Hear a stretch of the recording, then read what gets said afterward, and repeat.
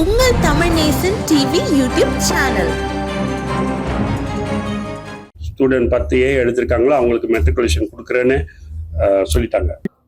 Kota Damansara பள்ளியின் வசதிகளை மேம்படுத்த 1 லட்சம் ரிங்கிட்டிற்கும் அதிகமான நிதி ஒதுக்கீடு. டத்தோஸ்ரீ ரமணன் தகவல்.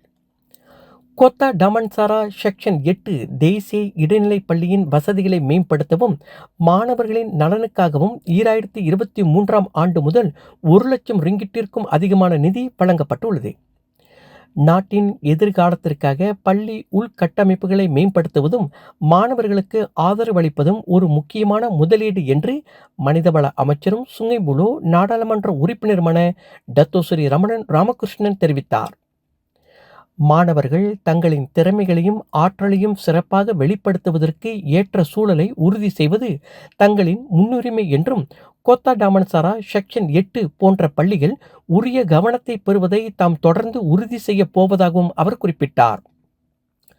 நேற்று காலை அப்பள்ளியின் 14வது விளையாட்டுப் போட்டியை டத்தோஸ்ரீ ரமணன் ராமகிருஷ்ணன் அதிகாரப்பூர்வமாக தொடக்கி வைத்தார். இந்த நிதி பங்களிப்புகள் அனைத்தும் அவரது சுங்கைபுலோ நாடாளுமன்ற சேவை மையத்தின் மூலம் வழங்கப்பட்டுள்ளன என்பது குறிப்பிடத்தக்கது. கடந்த 2023ஆம் ஆண்டில் கணினி அறை, நூல் நிலையம், ஆசிரியர் அறை, ஆலோசனை அறை, தேர்வறை ஆகியவற்றில் குளிரூட்டிகள் பொருத்துவதற்காக 41,700 ரிங்கிட் ஒதுக்கப்பட்டது. அதனைத் தொடர்ந்து 2024ஆம் ஆண்டில் பள்ளி கூடாரத்திற்கான ஏர் கூலர்கள் மற்றும் ஒளிப்பெருக்கி சாதனங்களுக்காக 17,034 ரிங்கிட்டும், பெங் ரயாட் அறக்கட்டளை ஏற்பாடு செய்த மக்கள் கல்வி திட்டத்திற்காக 10,000 ரிங்கிட்டும் செலவிடப்பட்டது. மேலும் பள்ளி திட்டங்களுக்காக 21,800 ரிங்கிட் ஒதுக்கப்பட்ட நிலையில் இந்த ஆண்டு நடைபெற்ற வருடாந்திர விளையாட்டுப் போட்டிக்காக சுமார் 10,000 ரிங்கிட் மதிப்பிலான பரிசுகளுடன் கூடுதலாக 5,000 ரிங்கிட் நிதியும் வழங்கப்பட்டது. இதனிடையே பள்ளி சமூகத்தினரின் கோரிக்கையை ஏற்று புரோஜெக்ட் மிஸ்ரா ரயாட் திட்டத்தின் கீழ் பள்ளியின் சூறா வசதியை மேம்படுத்துவதற்கான நிதியும் ரமணன் அறிவித்தார். பள்ளிக்கான புதிய விளையாட்டு திடல் தொடர்பாக கல்வி அமைச்சர் ஃபல்டினா சீடே மற்றும் கல்வி துணை அமைச்சர் வங்கா வு ஆகியோரை தொடர்பு கொண்டுள்ளதாகவும் அவர் மேலும் தெரிவித்தார். 10A பெற்ற மாணவர்கள் மெட்ரிகுலேஷன் கல்வி வாய்ப்பை வரவேற்கிறோம். டத்தோ டாக்டர் லோகபாலா அறிவிப்பு. SPM தேர்வில் 10A பெற்ற மாணவர்கள் மெட்ரிகுலேஷன் பயில வாய்ப்பு வழங்கப்படுவதாக கல்வி அமைச்சர் ஃபல்டினா சீடே அறிவித்ததை PPP கட்சி பெரிதும் வரவேற்பதாக அதன் தலைவர் டத்தோ டாக்டர் லோகபாலா தெரிவித்தார். PPP உச்சிமன்ற கூட்டம் நடந்தது. இந்த உச்சிமன்ற கூட்டத்தில் நாங்கள் மக்கள் இன்றைக்கு காண்ற பிரச்சனைகளை பற்றி பேசியிருந்தோம்.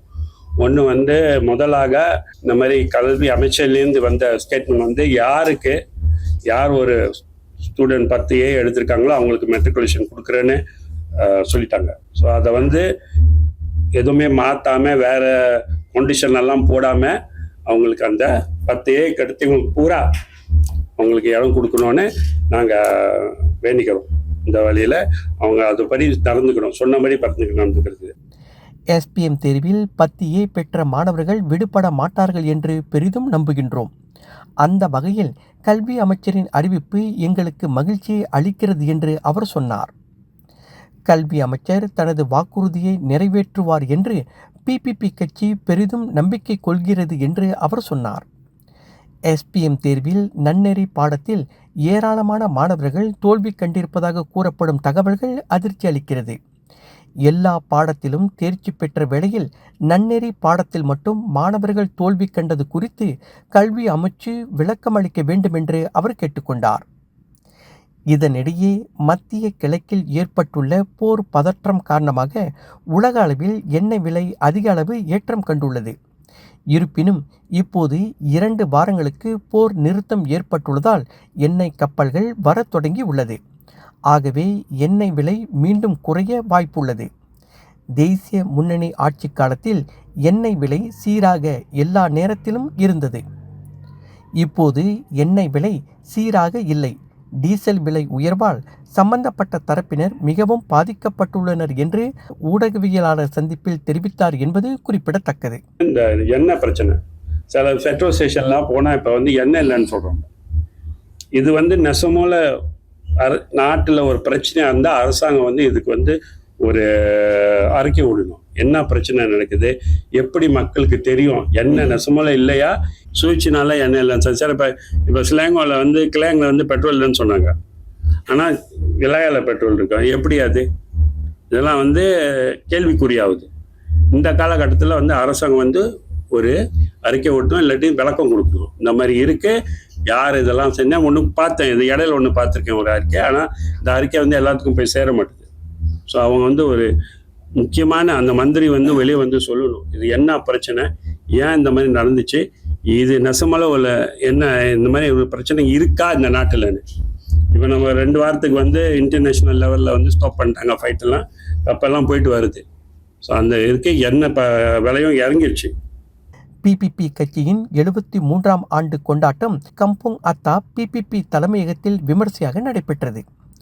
டத்தோ டாக்டர் லோகபாலா தலைமையில் நடைபெற்ற இந்த விழாவில் பிபிபி கட்சியின் துணைத் தலைவர் டத்தோ மோகன் கந்தசாமி, உதவித் தலைவர்கள் Dato Elayappan, Dato Inderjit Singh, Dato Noah, செயலாளர் டத்தோ சந்திரா, பொருளாளர் டத்தோ ஸ்ரீ டல்ஜித் சிங், இளைஞர் அணி தலைவர் சத்யா சுதாகரன், மகளிர் அணி தலைவி புனிதா, சிலங்கூர் மாநில பிபிபி கட்சியின் தலைவர் டாக்டர் சுரேந்திரன் முனிசாமி உட்பட பலரும் கலந்து சிறப்பித்தனர்.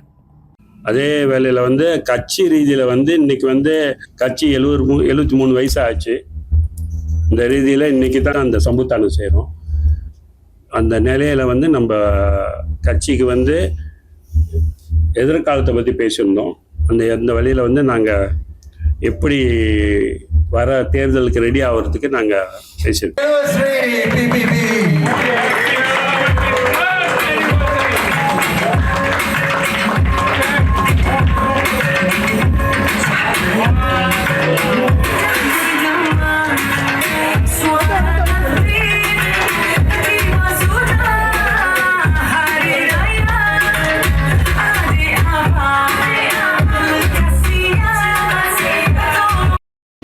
நம்ம தமிழ் நேசன் டிவியை லைக் பண்ணுங்க,